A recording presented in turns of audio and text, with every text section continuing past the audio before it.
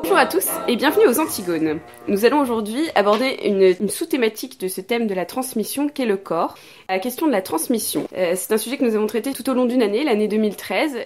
Pour cette première partie, j'ai avec moi Anne. Bonjour. Mathilde. Bonjour Isole. Et donc moi-même, Iseul. Nous allons donc, je le disais, démarrer par la question du corps. Alors pourquoi le corps est-il si important aujourd'hui et pourquoi commencer ce sujet de la transmission par le corps ? Mathilde. C'est pas forcément aujourd'hui, ça a toujours été le cas. Les antiques Grecs le disaient déjà, connais-toi toi-même. Et donc, connais-toi toi-même, ça commence par une véritable connaissance de son corps. Et aujourd'hui, quand on a des féministes avec, par exemple, notre ministre de la Santé, Marisol Touraine, qui clame « Mon corps m'appartient », c'est assez révélateur d'une certaine vision du corps. Donc, vision du corps essentiellement vue par les féministes, finalement ? Effectivement, le corps, c'est un sujet qui a été beaucoup discuté par les féministes avec cette formule « Mon corps m'appartient », qui résume déjà la pensée d'une chef de file du féminisme qui est Simone de Beauvoir. Elle avait une vision particulièrement négative du corps féminin, puisque le corps, pour elle, est une entrave, la maternité un asservissement à l'espèce. Donc elle, Simone de Beauvoir, dans la ligne de Jean-Paul Sartre, considère que la liberté, c'est une autodétermination individuelle, dans laquelle, du coup, le corps n'est qu'un obstacle, une limite contre laquelle vient buter la liberté. Et dans cette optique, le corps féminin, il est d'autant plus une entrave que par rapport au corps masculin, il est beaucoup plus soumis au rythme de la nature et autres fluctuations hormonales. Dans la suite de Simone de Beauvoir, il y a d'autres courants du féminisme qui vont encore plus loin. On a tous entendu parler des fameuses théories du genre. Donc dans cette perspective, qui est d'ailleurs dans la droite ligne de Simone de Beauvoir, le corps n'est finalement qu'une donnée matérielle et une composante de l'individu distincte d'un genre qui, lui, pour le coup, relève d'un ordre social ou encore du ressenti de l'individu. Il y a aussi d'autres courants féministes très différents, comme les fémènes qui, quant à elles, élèvent le sexe féminin au rang de classe et le considèrent comme l'alpha et l'oméga de leur grille de lecture de la société et l'utilisent comme une arme. On peut voir quand même un point commun entre tous ces courants du féminisme très différents, toutes ces visions du corps très différentes, c'est que dans tous les cas, le corps est considéré comme un objet d'appartenance, finalement, une chose dont on serait les propriétaires. Voilà, mon corps m'appartient, ça résume très bien cette vision. Et du coup, dans cette perspective, ma volonté, mes désirs suffisent à justifier que je fasse ce que je veux de mon corps, quand je veux, quand bien même il s'agit de le neutraliser, de le changer ou de l'abîmer. Et en fait, cette conception dualiste, ça fait du corps un outil qui serait un outil distinct. Et donc, ça permettrait de séparer le corps de l'esprit. Puis ensuite, on peut séparer les morceaux, pourquoi pas le cœur, le ventre, le vagin. Et dans notre société de consommation, pourquoi ne pas faire quelque chose de toutes ces affaires-là ? Il faut évidemment le rendre monnayable, que ce soit en argent, en amour, en douceur, en outil de protestation, de revendication, comme les fémènes, par exemple. Et c'est vrai que ce dualisme est tout à fait pratique puisqu'il permet d'accepter, de mieux tolérer plutôt toutes les contradictions qui entourent les sujets du corps. On le voit tout particulièrement dans les débats de société houleux tels que la prostitution, l'avortement, la gestation pour autrui. Ce dualisme permet de tolérer tout ça sans jamais chercher à les résoudre parce qu'il manque justement cette vision globale de l'unité de la personne. Bref, pour résumer tout ce qu'on vient de dire par rapport à cette vision dualiste du corps, on pourrait citer la sexologue Thérèse Argot-Jacob qui dit « On ne veut pas faire l'expérience de la matière et de ses limites ». Alors, sexologue que nous avons reçu à l'occasion de nos cercles Antigones en permanence du jeudi. Anne, il y avait un point que tu voulais rappeler ? Mathilde parle de société marchande. Moi, j'ajouterais aussi dans les problématiques contemporaines autour du corps le culte de la performance qui s'étend aussi au corps à l'heure actuelle. Donc on cherche à avoir un corps qui soit jeune, qui soit beau, qui soit performant. Selon les critères qu'on en attend à X ou Y moment de notre vie. Donc va y avoir un moment de vie pour lequel la performance du corps, ça va être de surtout être beau et ne surtout pas être fertile. Il va y avoir d'autres moments où on va attendre du corps qui soit au contraire fertile dans l'instant. Dans tous les cas, on refuse le fait que le corps puisse ne pas obéir à nos désirs. Et on cherche, et ça c'est une perspective aussi très importante avec la montée du transhumanisme, on cherche à ce que ce corps soit un faire-valoir qui nous permette d'augmenter nos performances. Et ça c'est une problématique qui est à mon avis très importante à l'heure actuelle, le transhumanisme, parce qu'on cherche vraiment, avec l'aide de la technique, à faire de nos corps un objet super puissant en fait. C'est surtout qu'on veut essayer de dépasser la limite qu'est le corps, et notamment le corps féminin est l'une des premières entraves à ce système marchand. C'est que c'est ce corps qui nous permet, c'est avant tout avec ce corps qu'on fait l'expérience des limites, et notamment avec le corps féminin de la limite ce qu'est la mort. Si vous abordez la question du mon corps m'appartient au sein des différents mouvements féministes, et moi je voudrais qu'on revienne un peu sur la manière dont c'est traduit aujourd'hui chez les jeunes filles, où là on retrouve vraiment une perception du mon corps m'appartient comme en fait comme si le corps était quelque chose qu'on possédait et sur lequel on aurait une possession infinie, mais qui serait qu'à nous, c'est-à-dire que il faudrait pas que quelqu'un vienne l'entraver de quelque manière que ce soit. Moi je fais ce que je veux de mon corps, absolument tout ce que je veux, même l'abîmer. Par contre, ne serait-ce que le regarder, autrui n'y a pas droit. Que ce soit une entité ou un autre être humain. En fait, dans cette vision-là, je pense qu'il manque aussi une des magies du corps, qui est aussi cette capacité de don de soi à l'autre. Et d'être là aussi.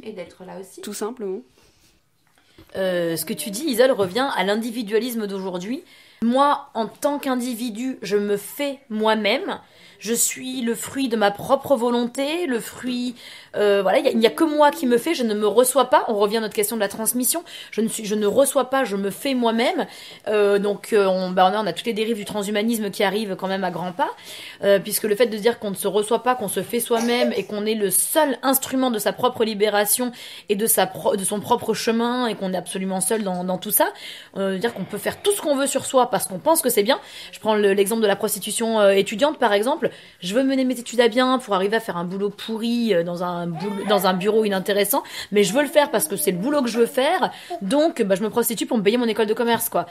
Et à partir de là, personne n'a aucun droit là-dessus de jugement de quoi que ce soit, parce que c'est moi qui l'ai décidé et que c'est moi qui veux faire ça, et que si demain je veux me rajouter un cerveau en plus avec des puces dans mon cerveau parce que je veux absolument avoir le poste dans l'école de commerce et qu'il faut avoir un cerveau transhumaniste pour le faire, et pourquoi pas? Où est le problème? C'est moi qui décide, en fait. C'est moi qui décide de mon propre corps et c'est moi qui fais ce que je veux parce que mon corps m'appartient.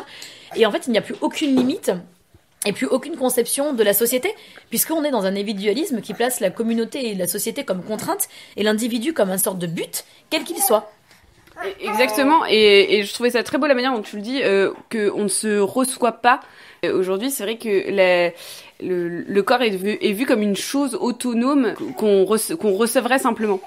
Et puis avec une vision finalement très puérile, très dans l'instant, parce que dans tous ces actes qu'on fait par rapport à son corps, c'est en règle générale simplement pour obéir à un désir momentané, avec aucune arrière-pensée sur les conséquences. C'est-à-dire qu'à force de considérer le corps comme un objet dont on fait ce qu'on veut, on oublie que non, c'est pas un objet qui s'use et qu'on remplacerait quand il devient trop fatigué, pas assez performant. On oublie que c'est le même corps qu'on va donner à diverses personnes au cours de sa vie.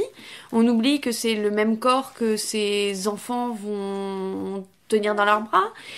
Et il y a vraiment quelque chose d'extrêmement puéril et quelque chose de très dangereux là-dedans aussi. Parce que le problème, c'est que quand on s'implante une puce dans le cerveau parce qu'on a envie d'augmenter ses performances dans l'instant, ça a des conséquences sur tout le reste de notre vie. En reprenant cette question de dualisme dont nous parlions tout à l'heure, donc mon corps m'appartient et donc le fait de séparer le corps et l'esprit, on pense que le corps n'est plus qu'un outil, que mon corps devienne un outil de réussite sociale. Et on oublie du coup, on reste dans une sorte de matérialisme complet et on oublie qu'il y a quelque chose peut-être d'autre que le matérialisme social et la réussite de l'argent. Puisqu'encore une fois, c'est l'argent qui finalement régit nos vies et même est capable de régir l'usage que nous voulons avoir de notre corps. Et on oublie qu'il y a peut-être quelque chose d'autre derrière, que ce soit le cœur, que ce soit l'âme, que ce soit l'esprit, toutes ces choses qui en fait transcendent la matière et donnent un sens à la vie. Et si on est capable de faire ça aujourd'hui, c'est peut-être parce que justement on n'a plus de sens global à notre vie et on retombe encore sur notre question centrale de la transmission. D'où je viens, où est-ce que je vais, qu'est-ce que je fais ici. Et le fait de même plus savoir quoi faire de notre propre corps, à part que ce soit un outil de réussite sociale, est extrêmement symptomatique de cet état d'esprit-là dans lequel nous sommes aujourd'hui. Et peut-être que le fait de prendre un petit peu de recul et d'essayer de réfléchir à tout ce qui est autre que simplement le corps et la réussite sociale et matérielle, permet de prendre le recul et de remettre en fait notre corps à sa juste place, à savoir comme une partie d'un tout qui est notre personne et qui est beaucoup plus riche et infiniment plus complexe que ce qu'on voulait nous faire croire aujourd'hui.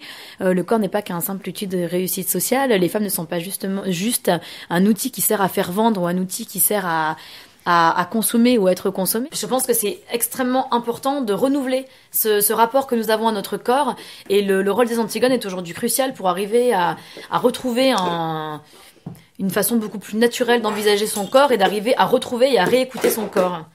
C'est vrai, il est temps de retrouver notre corps, d'apprendre à mieux le vivre, d'apprendre à le comprendre, et puis aussi de comprendre que on est aussi notre corps. Notre corps ne nous appartient pas.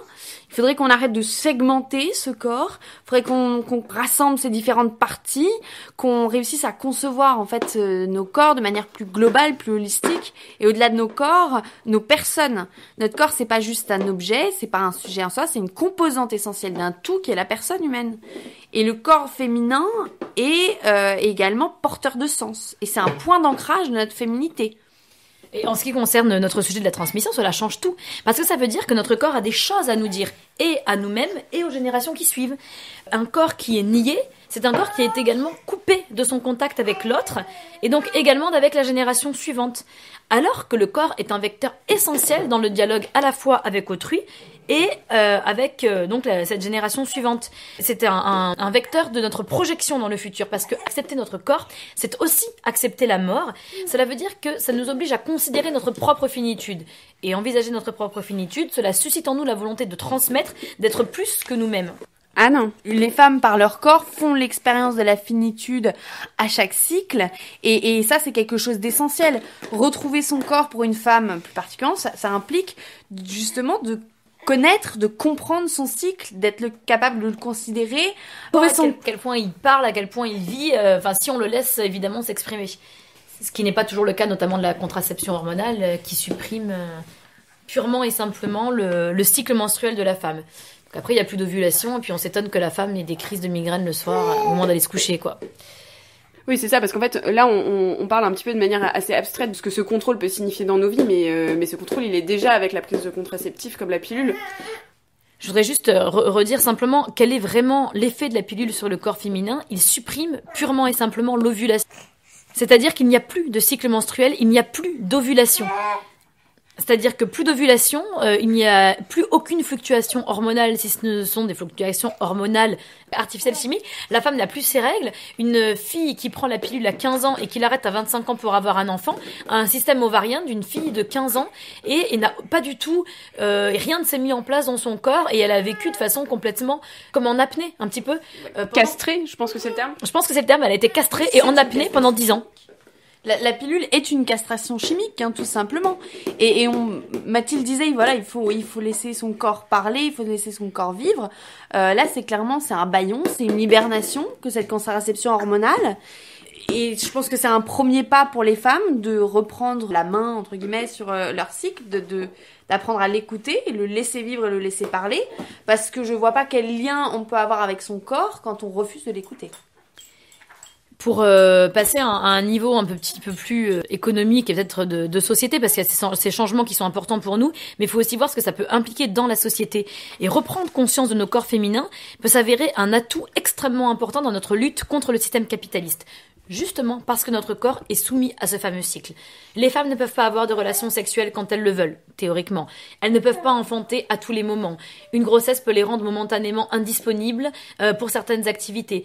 C'est-à-dire qu'avec un corps de femme, on ne fait pas ce que l'on veut, comme on veut, quand on veut, et on ne peut pas être efficace à temps complet. Alors bien sûr, tu le disais tout à l'heure, Isel, certains patrons essayent de vouloir congeler les ovocytes. Les femmes veulent prendre la pilule pour supprimer leur cycle menstruel. Mais malgré tout, tant que la prochaine génération ne naîtra pas dans des utérus artificiels, nous restons des êtres fondamentalement indisponibles au système. Qu'est-ce que ça veut dire ? Ça veut dire que nous restons des êtres ancrés dans une certaine réalité qui échappe au système planificateur de l'économie.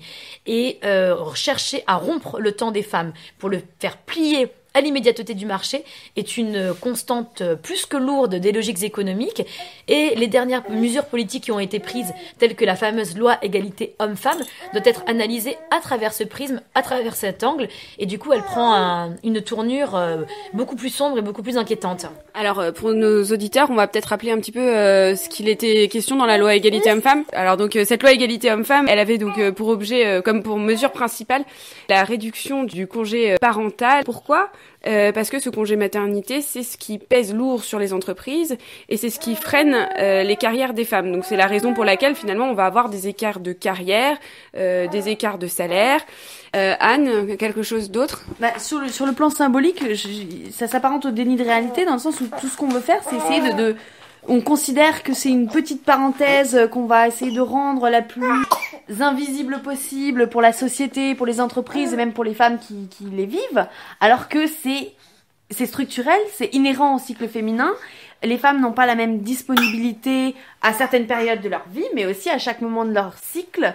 Elles ont des énergies différentes, elles ont des façons d'envisager les choses différentes, une énergie dans le sens dynamisme différente, et cette façon d'envisager le congé maternité est symptomatique du fait qu'on cherche à nier ça, qu'on refuse de le voir et de le prendre en compte, ce qui pourrait pourtant être plutôt enrichissant pour tout le monde en fait.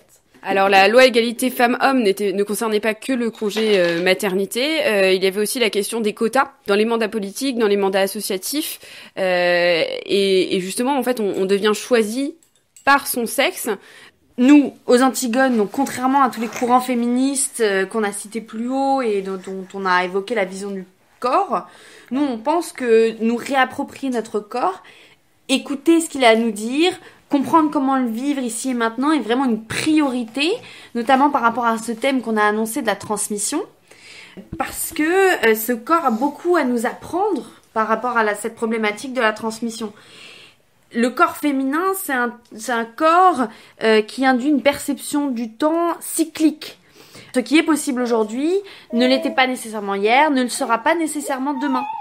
Et cette vision du temps, cette notion accrue de la limite nous rend plus sensibles à cette problématique de la transmission. Parce qu'on a cette conscience intime que toutes les choses ont un début et une fin. Donc la notion d'illimité, elle n'est pas dans la perception féminine des choses, dans ce ressenti du temps, et ce, dès les premières règles d'une jeune fille, hein. Et ce corps féminin, c'est aussi très littéralement un lieu de transmission, puisque c'est le lieu où la vie se conçoit. Le corps, c'est vraiment une trace vivante d'un patrimoine familial, ne serait-ce que génétique. C'est une trace du présent et de l'avenir. Et si la mise au monde de la génération future touche tout le monde, elle est d'abord ressentie physiquement par la mère. Et c'est ça qui est intéressant, c'est une belle illustration de la transmission, puisque dans ce processus-là, on ne crée pas du même, on est l'antithèse du clone, on permet au monde de se renouveler quand on donne naissance. C'est une image même de la transmission. Lorsque une petite fille naît, elle naît avec tous ses ovules déjà formés. Cela signifie donc qu'au-delà de nos mères, nous sommes issus d'ovules qui se sont formés dans les ventres de nos grands-mères. Cela montre que vraiment, les femmes, nous avons en nous le temps long. Et cela, c'est, je pense, quelque chose d'absolument primordial pour cette question de la transmission. Je pense que retrouver son corps, c'est aussi assumer sa féminité. C'est-à-dire que le fait d'avoir un cycle, de savoir qu'on ait une perception totalement différente du coup du monde que celle que peuvent être les hommes est extrêmement importante. Et aujourd'hui, elle n'a pas le droit de citer cette conception du monde parce que on est dans un monde où la prédominance masculine existe à ce niveau-là, où c'est la prédominance du système économique qui prédomine. Et le fait de retrouver sa féminité, d'être capable de percevoir ce temps-là, ce cycle-là, et de l'assumer, et de vraiment concevoir son corps en tant que femme comme un véritable outil par rapport à l'autre, à soi-même, etc. On entend beaucoup de voix s'élever contre la sexualisation des jeunes filles. Les féministes contemporaines s'insurgent contre cette hypersexualisation des jeunes filles, avec des modes comme les strings qui dépassent du pantalon, des talons portés très très jeunes, des signes extérieurs finalement très superficiels de féminité. Et je pense que c'est une conséquence directe du fait qu'on nie le corps féminin dans sa complexité, dans son mystère et dans tout ce qu'il a justement de plus profondément différent de celui de l'homme. Plutôt que d'apprendre aux jeunes filles que être une femme, avoir un corps de femme, c'est avoir des seins si possible gros, une vulve si possible épilée au cordeau, ça serait peut-être intéressant de commencer par leur expliquer qu'elles ont un cycle. Ce serait peut-être une éducation au corps plus intéressante que celle qu'on fait à l'heure actuelle. En fait, c'est tout à fait ça, c'est d'arriver à percevoir la profondeur de la réalité de la féminité. Quand on voit par exemple certaines personnes qui veulent changer de sexe, qui sont des hommes et qui décident de vouloir être femme, évidemment ça veut pas dire grand-chose de vouloir être femme, mais c'est extrêmement intéressant parce que par quoi font-ils qu'ils deviennent femmes ? C'est par certains signes extérieurs de féminité, à savoir je vais me maquiller à outrance, je vais avoir des gros seins et je vais me comporter d'une manière qui est extrêmement superficielle et on considère que la féminité est cela. Alors qu'en fait la féminité c'est quelque chose qui est, avec tout cette notion de cycle dont nous avons parlé, qui est quelque chose de beaucoup plus profond. Alors la féminité peut aussi se caractériser par la communauté de femmes au pluriel. On se sent aussi femme lorsqu'on est avec d'autres femmes et lorsque il y a une sorte d'harmonie féminine qui se passe et de synergie féminine qui se passe. Et c'est peut-être là aussi qu'on retrouve plus profondément un sentiment de féminité qui est perdu aujourd'hui dans notre monde d'individualisme forcené. Ce dont on parle sur le corps féminin permettrait aux femmes de mieux se rassembler si c'était plus évoqué, parce que moi j'entends souvent des femmes me dire mais oui mais moi je m'entends pas avec les autres filles, toutes ces discussions superficielles, etc. Bah évidemment si on réduit la féminité à des discussions de chiffon et au dernier mec à qui on a envoyé des textos, c'est pas très rassembleur. Quand la féminité et le vécu du corps féminin c'est quelque chose de beaucoup plus profond, d'intime, tout ce qu'on a évoqué ici, ça c'est quelque chose que chacune d'entre nous vit dans son corps. Donc c'est quelque chose qui rassemble toutes les femmes, quelle que soit leur différence là pour le coup. Et quand on parle donc de cette notion de cycle, on l'associe énormément à la question biologique et la question de la fécondité biologique, mais je crois que ça va bien au-delà, et qu'il y a cette question de la fécondité créatrice qui est extrêmement importante et qu'on oublie souvent, et on voudrait un petit peu oublier parce qu'en gros aujourd'hui, ou t'es productive ou t'existes pas. Alors que la fécondité est quelque chose qui est profondément féminin, mais qui ne s'exerce pas uniquement par la fécondité biologique, qui peut être aussi cette fécondité créatrice de la volonté de se rassembler entre femmes pour créer des mouvements, par exemple Antigone, c'est aussi une certaine créativité. Nous avons une fécondité, une créativité que nous devons absolument retrouver et qui a toute sa place. Et j'insiste là-dessus parce qu'il ne faut pas, je pense, réduire la fécondité féminine à la fécondité biologique. Ce serait un petit peu réducteur. C'est surtout qu'en général, quand on parle de la limite du corps féminin, on entre directement dans les sujets de grossesse. Et c'est vrai que c'est réduire les femmes aux mères, alors que voilà, c'est pas la vocation de tout le monde déjà. Alors que nous sommes aussi des muses, que nous sommes aussi des guérisseuses, des prêtresses, des guerrières, etc., etc., et que toutes ces autres facettes féminines extrêmement fécondes ne doivent pas non plus être oubliées. La place des femmes est aussi en politique et en place publique, et comme tu le disais très bien, d'être muse, guerrière, Anne. Et justement, toute cette créativité, cette combativité propre aux femmes, qu'on aborde actuellement dans une émission sur le corps, c'est pas simplement une métaphore. Il s'agit pas simplement de dire que comme les femmes ont une fécondité biologique, elles ont métaphoriquement une fécondité autre. C'est vraiment quelque chose de très vécu, de très corporel.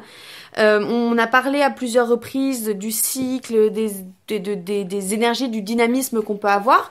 Le jeu hormonal qui se passe dans notre corps pendant un cycle féminin donne des énergies qui sont différentes d'un moment à l'autre du cycle. Ce sont des choses qui sont vraiment vécues corporelles, qui sont instinctives et qui ne sont pas seulement des métaphores pour dire que les femmes sont plus que des mères. Je rajoute juste à ça, c'est que toutes ces différentes facettes dont nous parlions de la fécondité ne s'opposent pas, mais se complètent au fur et à mesure du temps, que ce soit au fur et à mesure d'un cycle féminin ou au fur et à mesure de nos vies. Il y a des moments où on est plus porté vers telle énergie, vers telle façon de concevoir la vie, et puis ensuite le temps passe et c'est comme une grossesse en fait, et que ce soit symbolique ou pas, et à tous les niveaux, dans tous les sens du terme, il y a vraiment une succession des moments qui est importante pour nous, et je pense que il faut pas du tout opposer ces différentes facettes féminines. On n'est pas ou une muse ou une guerrière ou une mère ou voilà, mais ce sont des choses qui sont différentes facettes de notre personnalité et qui, en fait, nous avons une personnalité qui est extrêmement riche et nous devons retrouver aussi cette richesse et cette diversité en nous pour arriver. Ça passe aussi par une reconnaissance de son corps et par une écoute de son corps. À la fois en nous-mêmes et à la fois la façon dont nous exprimons, grâce à notre corps, notre fécondité vers l'extérieur du monde. C'est aussi quelque chose de très intéressant dans le fait, tu disais Mathilde, de se retrouver aussi entre femmes. Et je pense, j'ajouterais entre femmes de différentes générations, parce que ça permet aussi de comprendre ça, de voir ça, quand notamment une jeune femme rencontre une femme plus âgée, qui peut lui faire comprendre, lui dire tout simplement, puis lui montrer par son expérience, que on peut être au cours d'une vie toutes ces femmes à la fois, en même temps, à des périodes différentes. Et c'est, je pense, quelque chose de très libérateur pour une jeune fille aussi, d'avoir ces contacts-là avec des femmes à différents moments de leur vie. C'est vrai que quelque chose qu'il faut qu'on retrouve, c'est vraiment le respect de nos propres corps. Nos propres corps, on parle de transmission, nous ont été transmis. C'est un patrimoine génétique qui nous est transmis de génération en génération. Et ce gros nez qu'on n'aime pas, ces épaules pas assez larges, c'est aussi un héritage de nos aïeux. Un héritage dont on peut en être fier, c'est ce qui nous relie aussi à nos ancêtres. Plutôt que d'essayer de les changer par la chirurgie esthétique, par un maquillage à outrance, par autres techniques diverses et variées que pourront inventer le transhumanisme. Et on a vraiment un respect à retrouver vis-à-vis de nos corps. Et par ailleurs, ces corps-là, alors on va pas les transmettre aux générations futures, on va éviter. Mais ces corps-là, ils vont aussi être donnés à notre famille. Réciproquement, dans un couple, on donne son corps l'un à l'autre, et puis on donne son corps dans le sens où on donne son énergie, on donne sa fatigue à l'intégralité de son foyer. Ce que je trouve beau dans les rites des vieilles personnes, c'est ces rites d'expression des femmes et des hommes qui ont trop ri, qui ont beaucoup partagé, qui ont beaucoup vécu, parce que ça montre tout ce qu'ils ont donné aussi avec ce corps-là. Et ça, c'est important de le rappeler. Bon, il y avait une dernière toute petite chose que je voulais redéfinir un petit peu. Vous aviez abordé longuement la notion de transhumanisme via la question du corps. Donc, ce qui serait intéressant là, ce serait de définir un petit peu, parce que quand on utilise le terme de transhumanisme, on a un peu l'impression d'être dans la science-fiction. Et je pense qu'il est absolument important de rappeler qu'on est aux portes du transhumanisme aujourd'hui et que le transhumanisme est beaucoup plus proche. On est déjà dans le transhumanisme par la pilule notamment. Et donc, est-ce qu'il y en a une d'entre vous qui veut réaborder un petit peu cette question-là? Anne?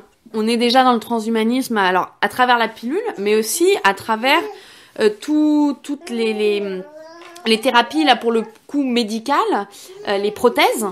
On remarque aujourd'hui quand on va regarder dans les conférences TED et dans certains milieux aussi scientifiques américains que les prothèses ne sont plus simplement un outil médical, elles sont devenues un outil d'amélioration du corps.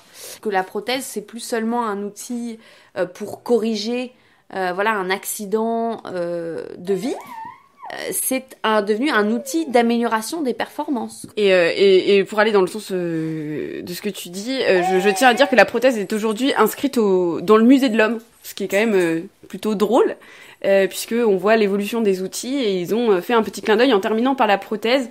Et je crois que ce que tu mentionnes est absolument essentiel dans le sens où effectivement on peut corriger un défaut, pallier un manque, mais à l'inverse, on est dans le transhumanisme quand on cherche à augmenter. C'est cette finalité qui diffère finalement. Et dans le règne du marketing à tout crin, on peut se demander quand est-ce qu'un chef de produit en manque de reconnaissance va nous inventer un besoin de prothèse. Maintenant, on ne peut plus vivre sans son iPhone. Quand est-ce que arrivera le jour où on ne pourra plus vivre sans son troisième bras? Tu parlais de finitude. On parlait pas du sexe, là.